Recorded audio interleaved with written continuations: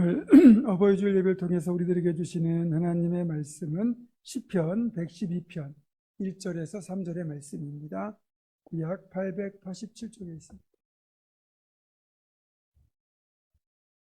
시편 112편 1절에서 3절의 말씀을 제가 봉독합니다. 할렐루야, 여호와를 경외하며 그의 계명을 크게 즐거워하는 자는 복이 있도다. 그의 후손이 땅에서 강성하며 정직한 자들의 후손에게 복이 있으리로다. 부와 재물이 그의 집에 있으며 그의 공의가 영구히 서 있으리로다. 아멘. 5월은 우리가 가정의 달로 지키고 있고요. 오늘 5월 둘째 주일은 어버이 주일로 지키면서 부모님의 은혜를 되새기고 감사하는 날을 겸하고 있습니다. 부모님은 그 누구보다 하나님을 가장 많이 닮은 존재입니다. 우리가 하나님을 알고 싶다면 부모님의 한없는 사랑과 희생을 보시면 알 수 있습니다. 궁극적으로는 하나님께서 우리에게 생명을 주신 것이지만 어쨌든 육신적으로는 부모님은 나에게 생명을 주신 존재입니다. 이 땅에 부모 없이 태어난 존재는 아무도 없습니다. 이렇게 어버이날, 어버이 주일이 되면 우리는 부모님의 사랑과 은혜를 더 떠올립니다. 그리고 아주 특별한 경우를 제외하고는 부모의 지극한 보살핌과 사랑을 받으며 성장하고 이제는 누군가의 부모가 되어 있거나 조부모가 되어 있기도 합니다. 저는 그래서 5월이 되면 돌아가신 아버지가 많이 그립습니다.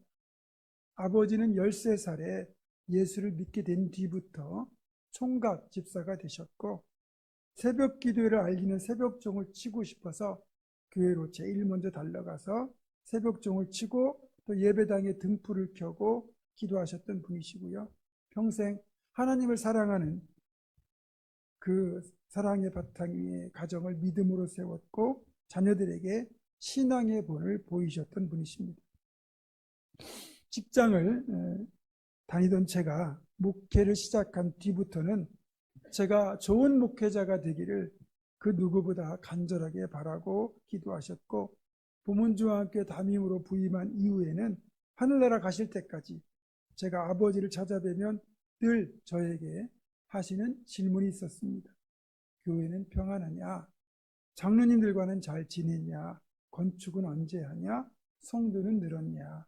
등의 질문을 꼭 하셨고 늘 저의 목회와 보문중앙교회를 위해서 기도하시던 분이었습니다.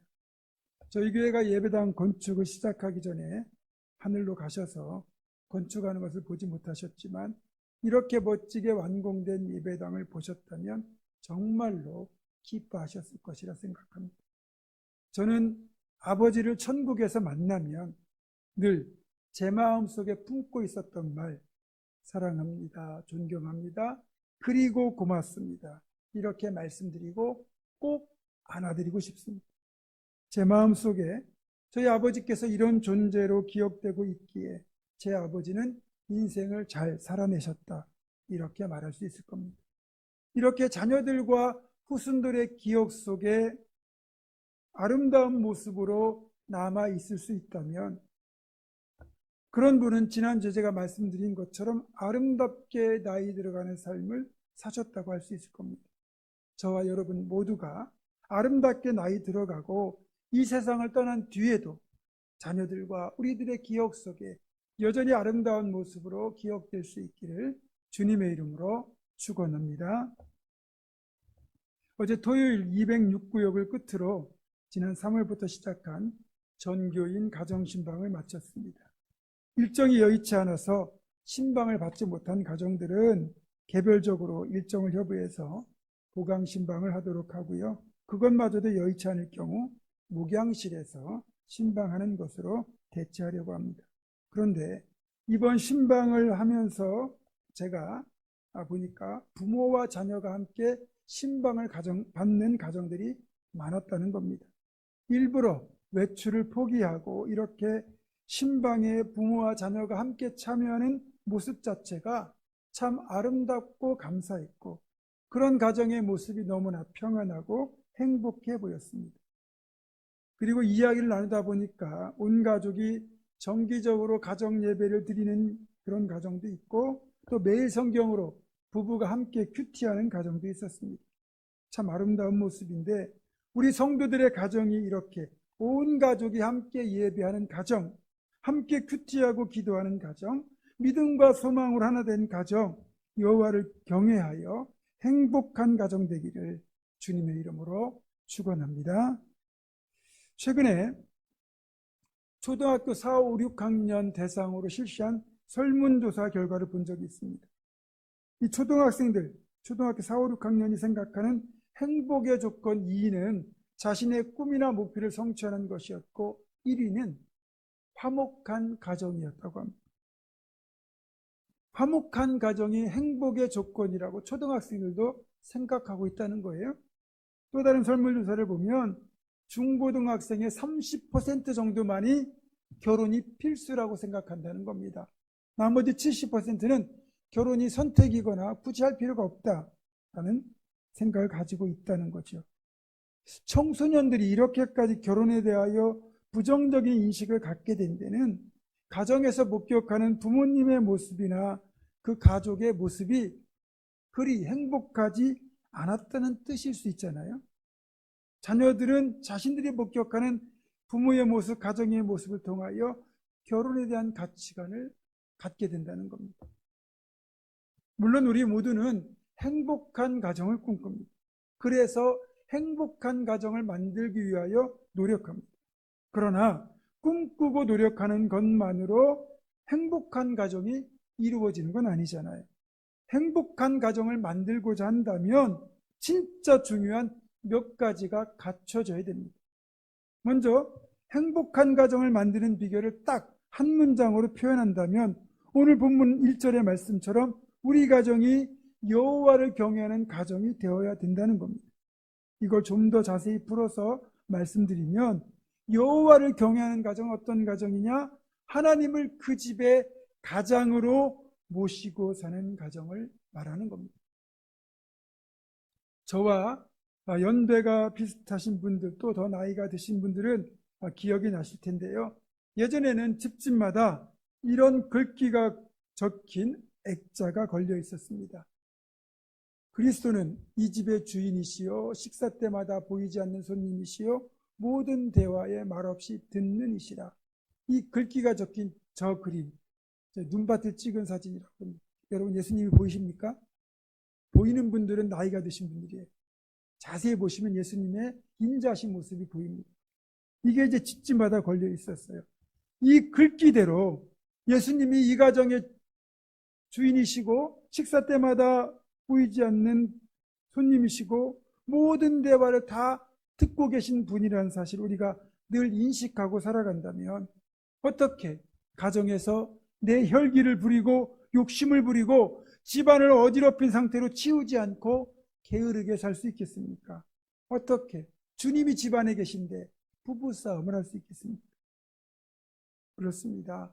우리가 예수님이 우리 집에 계신다는 것을 인식하고 살아간다면 우리는 조금 더 선한 모습, 거룩한 모습, 조금 더 부지런하고 조금 더 정돈된 모습으로 살아갈 것이고, 부부 사이에도, 부모와 자녀들 사이에도 조금 더 다정한 대화로 사랑의 가정을 만들어 갈 것입니다.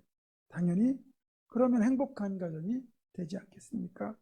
여러분, 예수님께서 여러분의 가정에 늘 함께하고 계심을 늘 기억하시기를 바랍니다.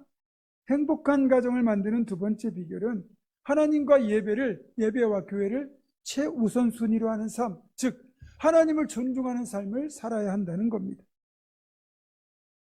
우선순위가 잘못되면요, 그 사람의 삶은 엉망이 됩니다. 그런데 하나님과 예배와 교회를 내 가정, 내 삶의 최우선순위로 삼고 사는 것이 곧 여호와를 경외하는 것, 하나님을 존중하는 것이 되거든요. 사무엘상 2장 30절 하반절에서 하나님을 존중하는 자를 하나님은 존중해 주시겠다고 분명히 말씀하셨어요. 하나님이 우리를 존중해 주시면 우리는 당연히 복을 받을 수밖에 없습니다. 또 신명기 10장 13절에서도 내가 오늘 네 행복을 위하여 내게 명하는 여호와의 명령과 규례를 지킬 것이 아니냐라고 말씀하는데, 이 말씀 역시 우리가 하나님의 명령을 지키는 것, 즉 그분을 존중하는 것이 우리 행복의 비결이라고 분명히 알려주고 있습니다. 그래서 하나님이 우리에게 주시는 복은 세상이 말하는 복과는 달리 개인의 삶을 행복하게 만들고 가정을 행복하게 만드는 특징이 있어요. 그러나 내가 복을 받고 싶다고 해도 복을 받는 비결과 멀어지면 당연히 복은 내 것 될 수 없는 것 아니겠습니까? 복을 받지 못하면 행복한 가정도 이루기가 어렵습니다. 자, 그런데 하나님을 경외하는 것, 하나님을 존중하는 것이 복의 비결이고 하나님을 경외하고 존중하는 가장 기본적인 모습이 하나님과 예배와 교회를 최우선순위에 두고 살아가는 것이라고 말한다면 우리 가정이 하나님을 예배하는 일에 힘쓰고 교회를 사랑하는 일에 힘쓰고 하나님을 사랑하는 일에 힘쓴다면 우리 가정은 당연히 풍성한 복을 받아 누리는 행복한 가정이 될 수 있는 겁니다. 실제로 저는 이런 사실을 이번 신방을 통하여 확인했습니다. 하나님과 예배와 교회를 우선순위로 삼고 살아가는 가정들은 분명히 제가 14년 전에 부임했을 때와 비교해 보면 지금 훨씬 더 여러 면에서 복을 받고 행복하게 살고 있었습니다. 사랑하는 성도 여러분, 이제 우리가 이런 행복과 복의 비결을 알았으니 이 비결대로 행하여야 되지 않겠습니까? 하나님을 존중하면 하나님께서 우리 가정을 더욱 풍성하고 행복한 가정이 되도록 이끌어 주실 겁니다. 하나님과 예배와 교회를 우선순위로 하는 하나님 존중의 삶을 살아서 우리 모두가 복을 받고 행복한 가정을 이룰 수 있기를 주님의 이름으로 축원합니다. 행복한 가정을 만드는 세 번째 비결은 부모가 자녀들에게 축복의 통로가 되어 주어야 한다는 것입니다. 오늘 본문을 보면 하나님을 경외하는 자, 하나님을 존중하는 자는 그 후손이 땅에서 강성하고 복을 받고 부와 재물이 그의 집에 있게 된다고 2절과 3절에서 말씀하고 있습니다. 왜? 부모가 믿음으로 살았는데 왜 자녀에게, 후손에게 복이 임할까요? 부부가 한마음이 되어 여호와를 경외하는 신앙의 삶을 사는 본을 보임으로써 자녀들이 여호와를 경외하는 삶을 따라서 살게 되고 당연히 하나님은 그 가정이 대를 이어 복을 받도록 역사하시는 겁니다. 그럼에도 이 복은 자녀들이 여호와를 떠나거나 여호와를 경외하는 삶을 살지 않으면 단절되고 상실될 수밖에 없습니다. 따라서 이 놀라운 복이 계속 흘러가게 하려면 자녀들에게 바른 신앙 가치관을 심어 주어야 됩니다. 앞에서 말씀드린 것처럼 하나님을 존중하는 삶이 뭡니까? 하나님, 예배, 교회가 우선이 되는 삶이라고 말씀드렸는데 신앙생활의 다른 측면에서도 하나님 경외, 하나님 존중이 드러나도록 자녀들을 가르쳐야 됩니다. 내 물질의 주인이 하나님이시라는 것을 자녀들에게 가르치려면 11조를 포함한 헌금 생활을 어려서부터 제대로 할 수 있도록 지도해야 되고 또 교회에서 시간과 물질과 몸으로 봉사할 일이 있을 때 만사 제쳐두고 달려와서 힘을 보탤 수 있도록 가르쳐야 됩니다. 이런 신앙적 가치관을 심어주고 자녀들이 제대로 실천하면 그러면 하나님이 알아서 복 주시고 알아서 그 길을 열어주십니다. 그러니까 내 자녀를 정말 행복하게 사는 삶을 열어주고 싶다면 그렇게 자녀들에게 하나님을 존중하는 삶, 하나님과 교회와 예배가 우선되고 하나님의 주인 되신 것을 11조와 몸과 시간을 들여서 봉사하는 것으로 그렇게 드러낼 수 있도록 가르치는 것이 내 자녀를 복되게 하는 것이라는 것. 잠언 22장 6절은 이렇게 말씀합니다. 마땅히 행할 길을 아이에게 가르치라. 그리하면 늙어도 그것을 떠나지 아니하리라. 여기서 가르치라는 말이 히브리어로 하노크인데 이 말은 단지 말로만 가르치는 것이 아니라 몸에 뵐 때까지 계속해서 반복하고 훈련을 시킨다는 뜻이에요. 다시 말하면 귀에 딱지가 않도록 말하고 본을 보여서 따라오게 하고 하나님 경외가 습관이 되도록 가르치라는 말입니다.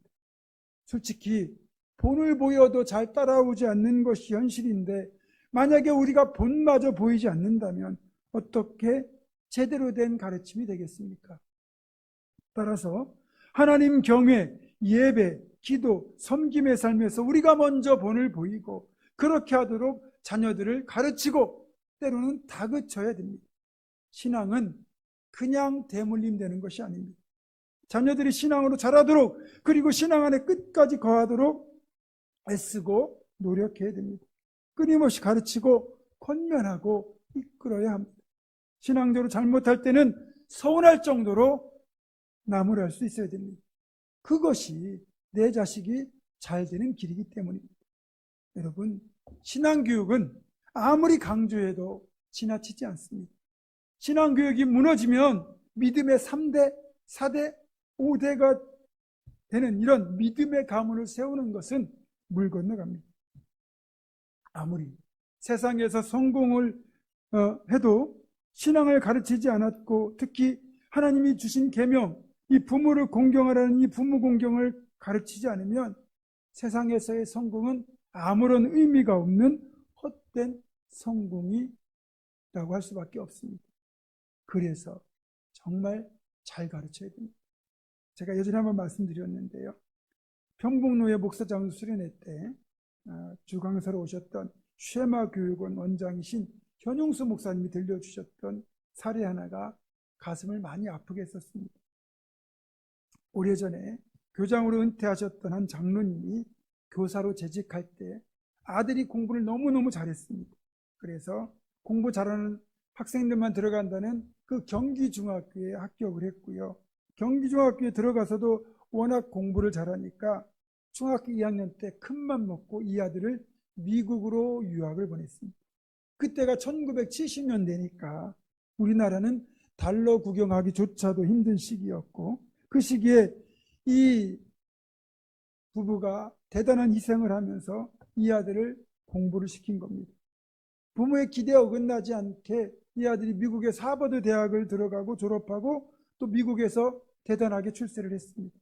그래서 이 아들은 이 장로님의 최고의 자랑거리이자 기쁨이었습니다. 이제 장로님도 교장을 끝으로 교직에서 은퇴를 하고 재산을 다 정리해서 아들이 있는 미국으로 이민을 갔어요.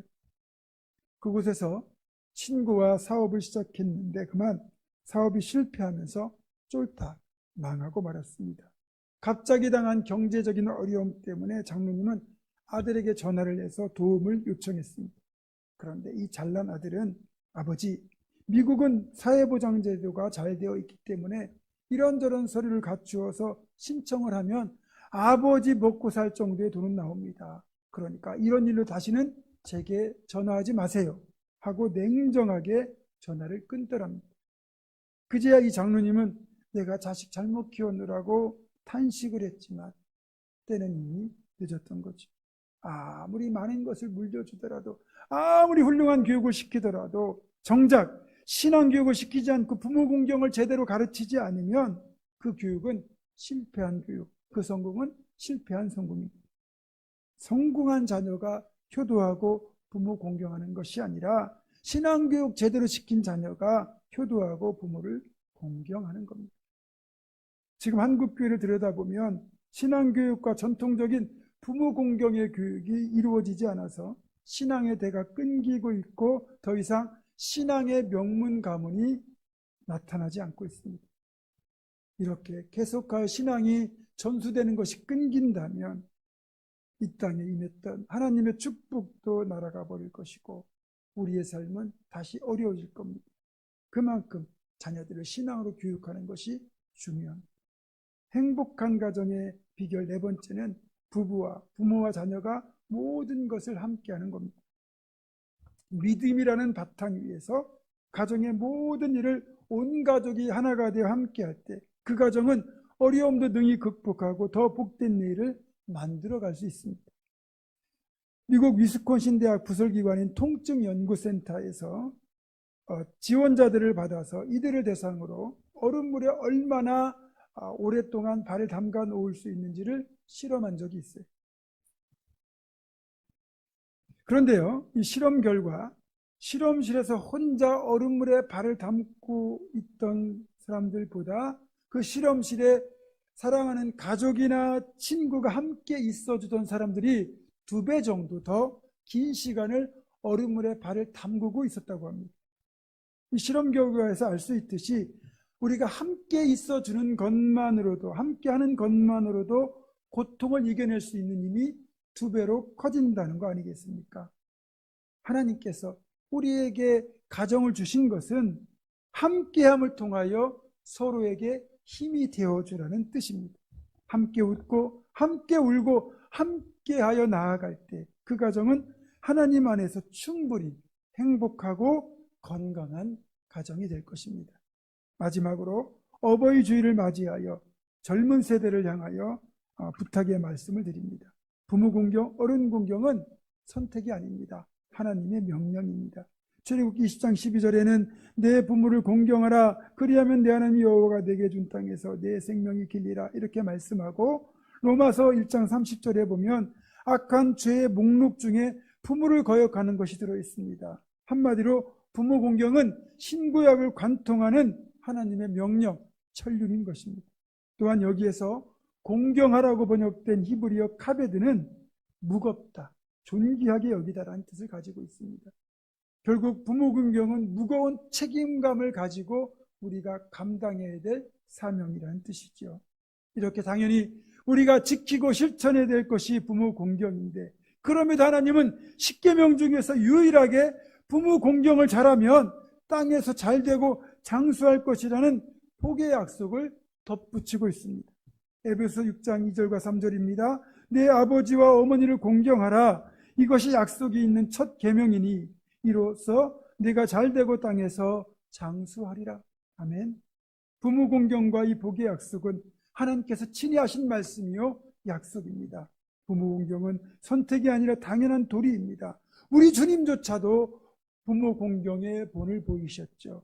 주님은 공생애를 살기 전까지 그렇게 부모의 말씀을 잘 받드시고 섬기시고 순종하셨고, 이제 십자가에 달려 돌아가실 때 육신의 어머니였던 마리아를 가장 사랑하는 제자인 요한에게 봉양을 부탁할 정도로 부모 공경을 힘쓰셨습니다.